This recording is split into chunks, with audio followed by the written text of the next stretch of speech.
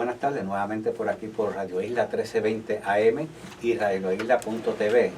Agradecemos siempre a la gerencia de la emisora que nos permitan este espacio, un espacio para abrir sobre el tema y discutir el tema de la ética aplicada, que tiene muchas aristas, muchas implicaciones en todo el quehacer del ser humano. Y en esta tarde pues estamos hablando con el doctor Ernesto Frontera Roura y la doctora Gladys Escalona sobre pues, el tema obligado, ¿verdad? Entre paréntesis, un tema que debemos estar dispuestos a elaborar y pues no tocarlo pues sería no actuar responsablemente. Yo creo que sería como muy mantenerse uno al margen y bueno, pues estamos tratando de trabajarlo de la forma más ecuánime y con la metodología de la ética, ese procedimiento o ese proceso de toma de decisiones en el cual pues se enriquece cuando tiene los criterios de la ética. Yo creo que eso es porque siempre hay una toma de decisiones.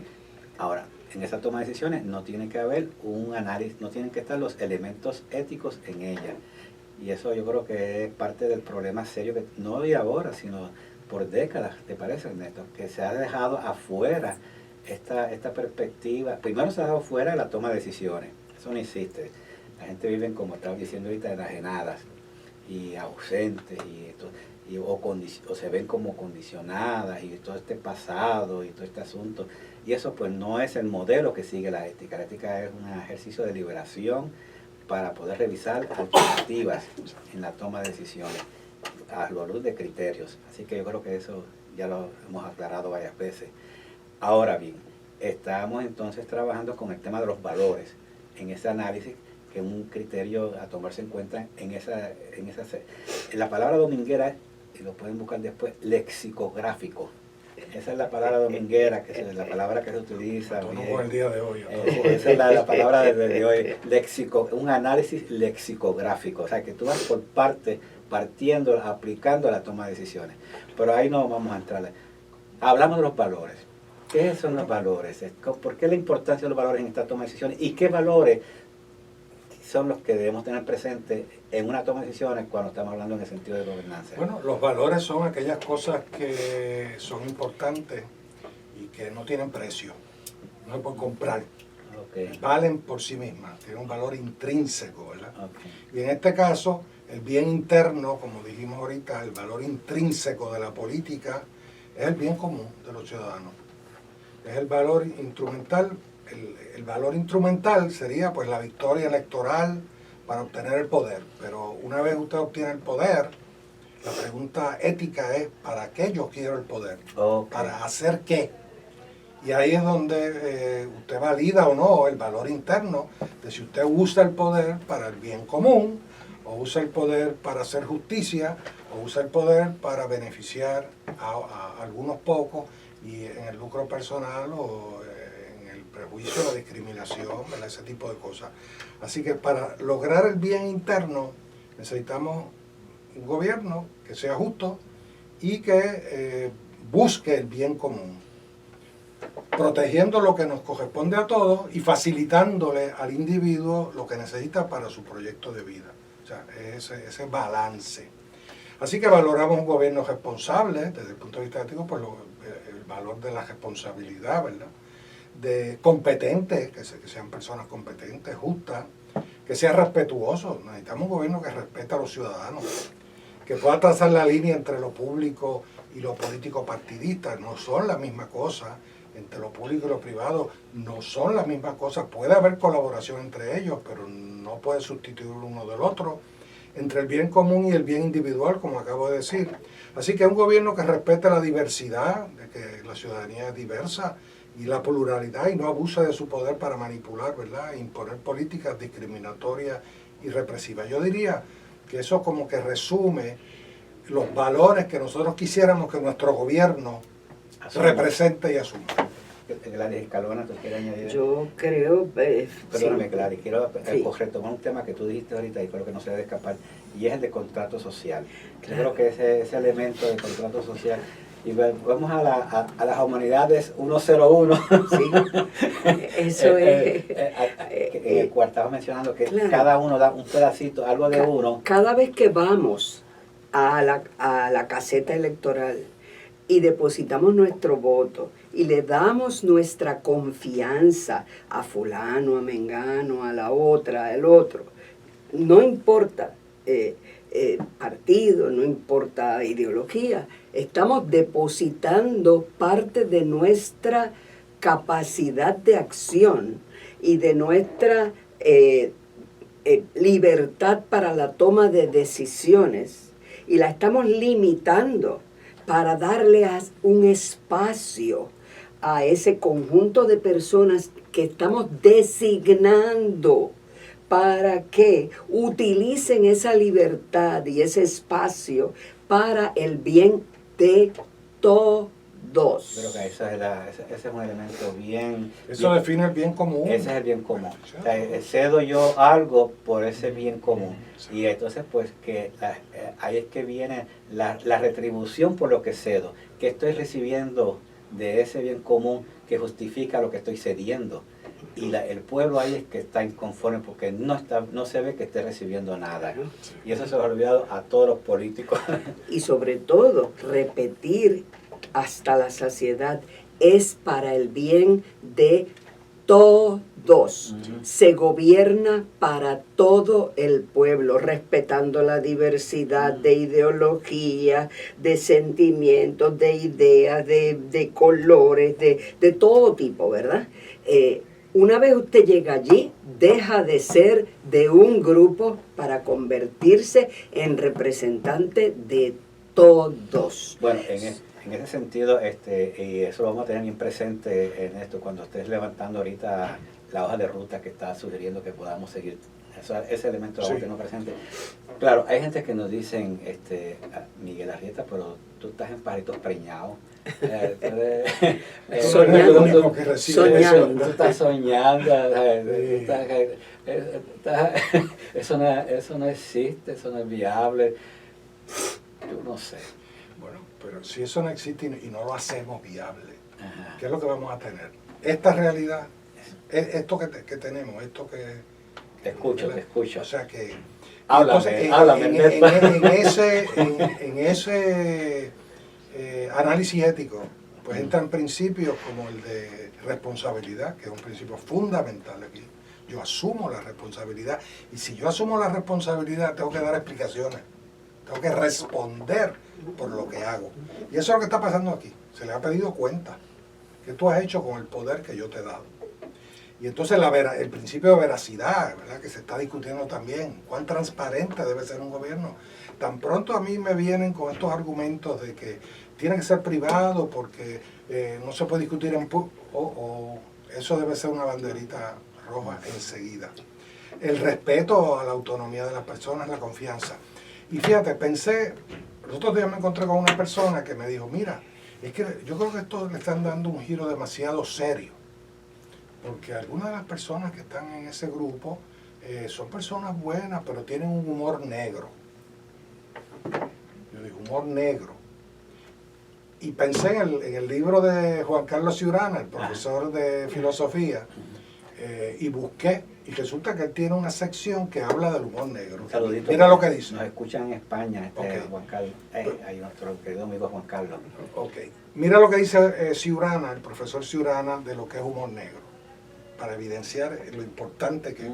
El humor negro es el humorismo que se ejerce a propósito de cosas que suscitarían, contempladas desde otra perspectiva, piedad, terror, lástima o emociones parecidas.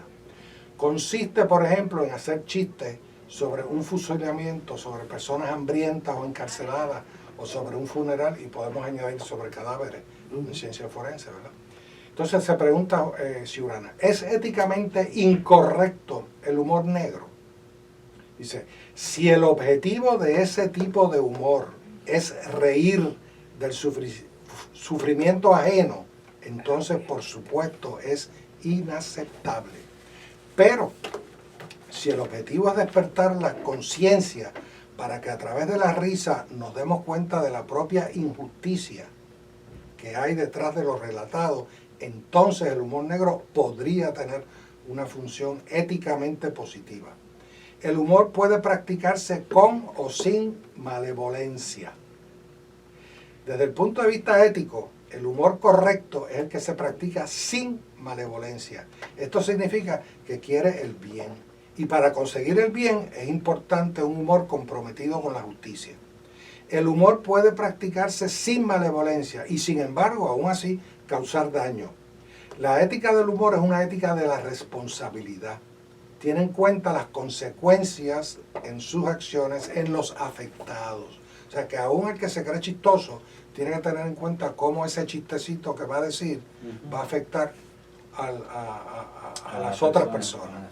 Tiene en cuenta, el humor no solo ha de practicarse sin malevolencia, sino también, sobre todo, sin maleficencia, sin hacer daño. Y un último párrafo de Ciurana. El humor negativo, porque él dice que hay dos tipos de humores.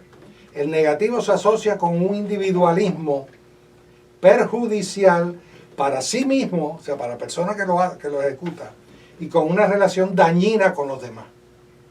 Eso fue lo que vimos. Es importante distinguir entre el humor correcto y el incorrecto, entre el humor socialmente cálido y el humor frío, el humor competente y el humor inepto. El humor negativo, o sea, el que no es adaptativo, se relaciona con menor autoestima del que lo hace, que tiene autoestima, y mayor depresión y ansiedad. El humor de menosprecio fomenta prejuicios, estereotipos y discriminación, pero resulta divertido a quien con ello siente que aumenta su identidad social o personal. Cierro la cita. Me parecieron bien relevantes a ilustrar por qué cosas que algunas personas pueden pensar que el humor negro de X persona, que lo que está realmente hablando en broma, puede ser dañino y puede ser nocivo. Sí, es cuando ahí es que viene la famosa el bullying, ¿verdad?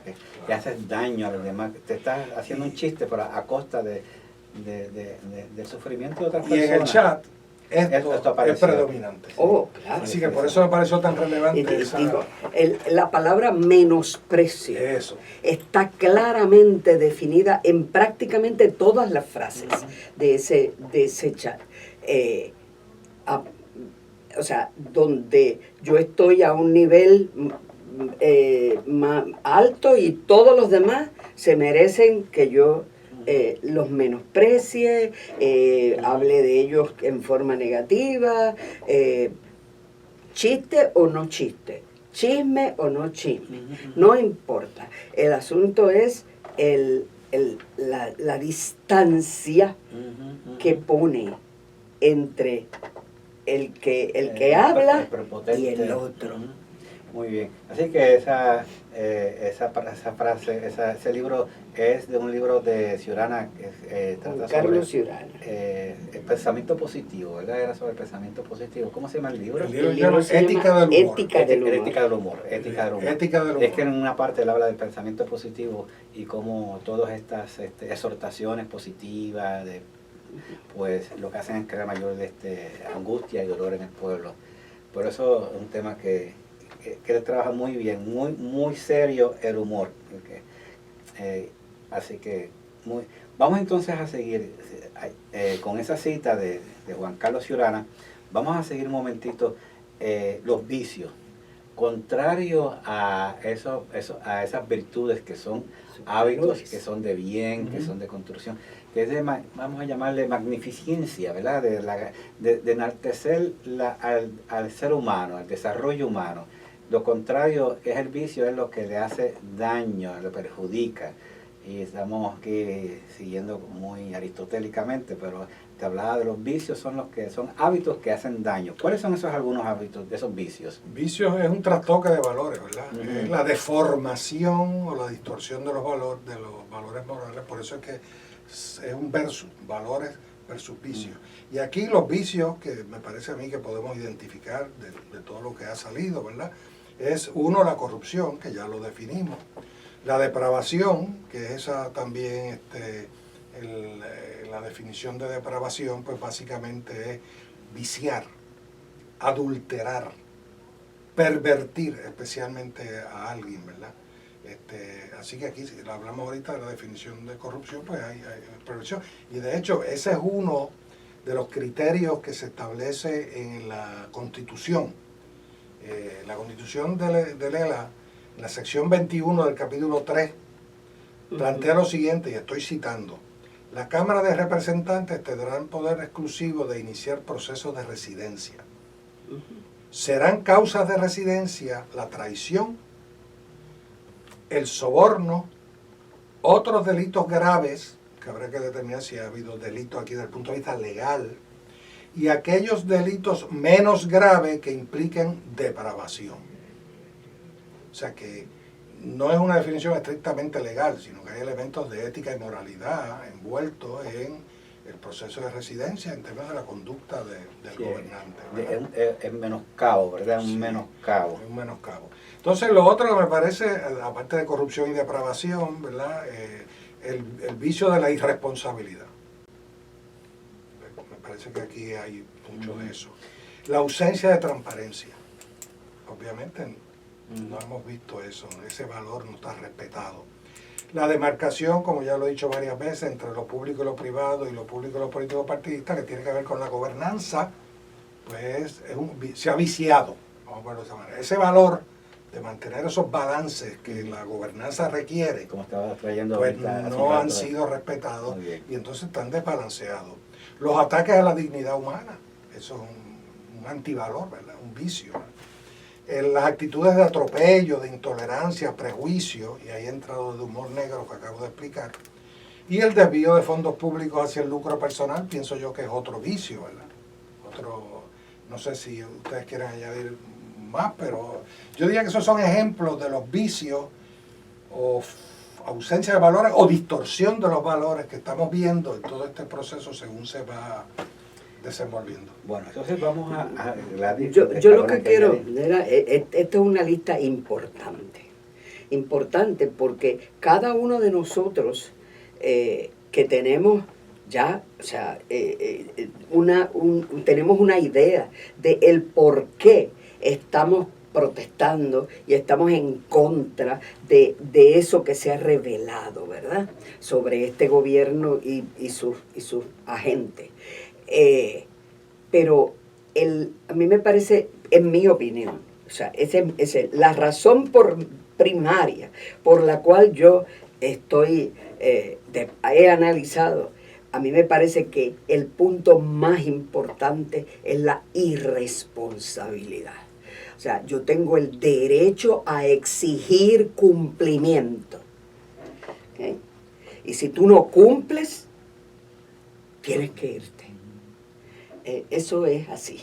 O sea, yo soy ciudadana. Y es una irresponsable, entiendes que no se fue responsable porque no cumplió con su deber fiduciario. Todo, o sea. La confianza que se le da a la persona para poder entonces. No cumplió con el debido manejo de los fondos públicos, no cumplió con el debido uso de los recursos y el poder, ¿verdad? Que le da ese y no, cuando digo no cumplió, no cumplieron, porque son un grupo, ¿verdad? No es una, pero claro, el líder es el líder.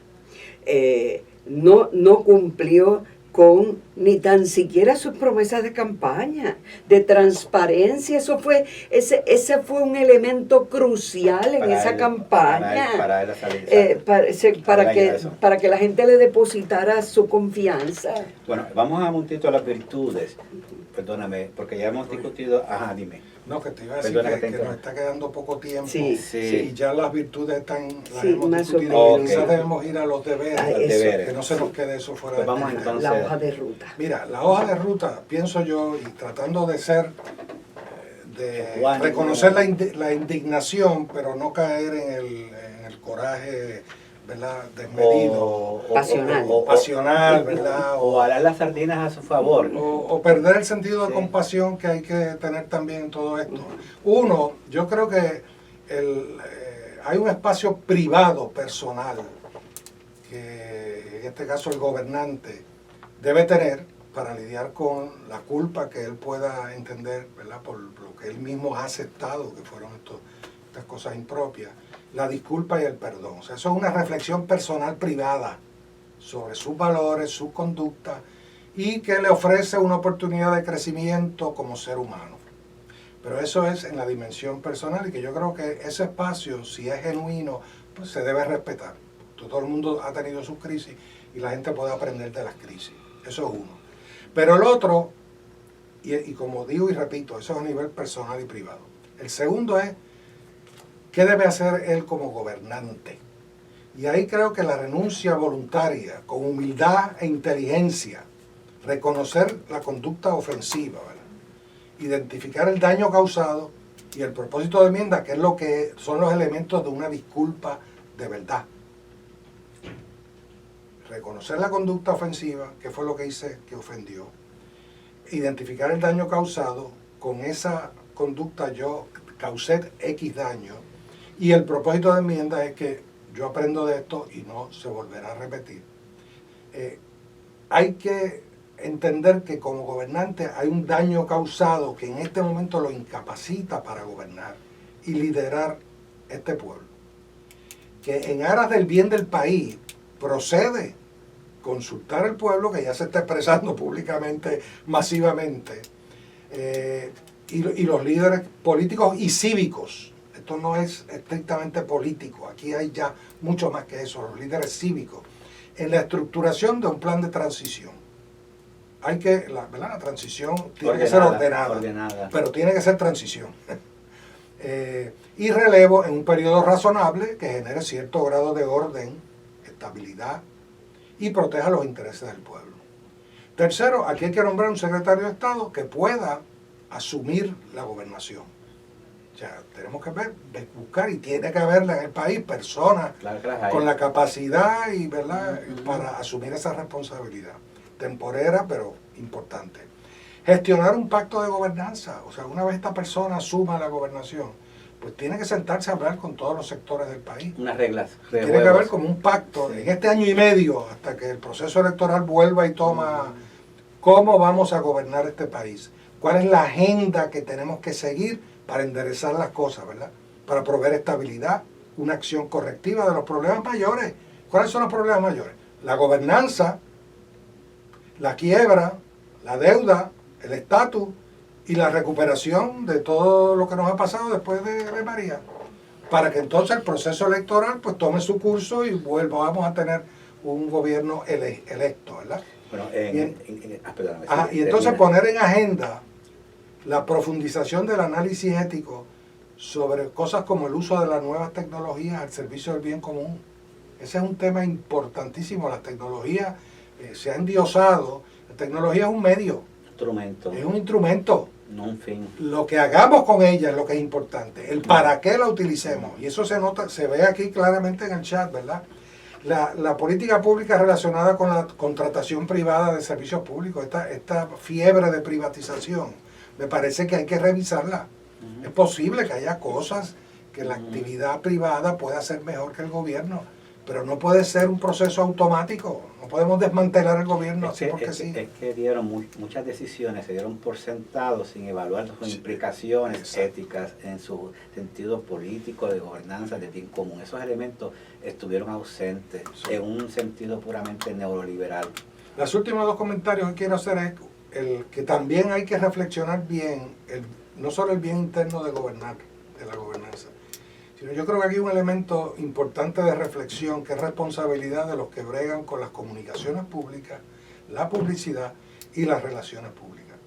O sea, aquí se ha entronizado este sistema electoral de estar vendiendo productos en paquetes, imágenes, ¿verdad? Bien estéticamente atractivas, pero que el pueblo no está pudiendo realmente conocer a estas personas y saber de qué se trata, y el chat no lo... ¿verdad? La última es que creo que si nuestra democracia depende de un sistema electoral que está ya cargado a favor de los grandes intereses y del dinero, pues ahí empieza la corrupción. Ahí empieza la corrupción. Así que yo creo que hay una agenda aquí de país que es importante atender. Sí, que no se quede solamente pues en un grito, una Sí. cosa pasional, sino que seamos inteligencia para ver si de una vez y por todo empezamos a hacer un camino que está siempre por andarse. Doctora Gladys Escalona. Sí, yo primero voy a lo que me encanta que hayan traído a la mesa como parte de la hoja de ruta la necesidad de reevaluar y enmendar nuestra ley electoral. No da espacio. Es una ley hecha muy restrictiva que lo que hace es realmente reforzar este mal del cual padecemos, que mi buen amigo Ángel Israel Rivera le llama el bipartidismo tóxico.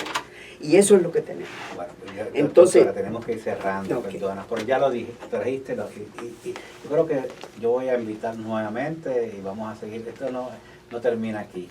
Ernesto, vamos a hablar un poquito para que nuestros queridos amigos sepan que tenemos el 16 de agosto. Bueno, la Fundación Movimiento Ético y el Instituto de Desarrollo Humano está auspiciando una actividad sobre la ética aplicada a las organizaciones y las empresas.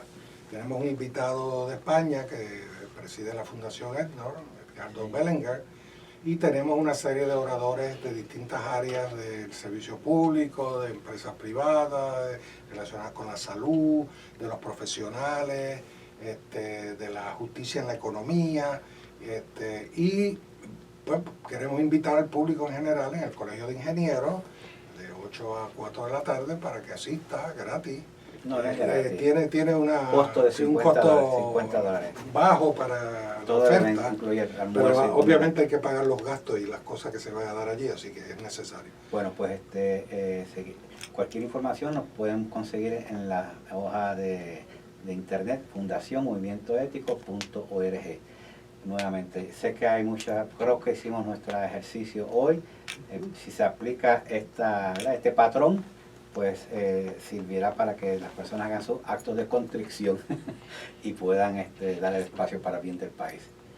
Muchas gracias, Gladys. Muchas gracias, Ernesto, y nos vemos. Reflexionemos sobre lo sucedido y hagamos decisiones sabias. Muy bien. Muchas gracias. Gracias, Christopher, por tu tiempo y tu asistencia.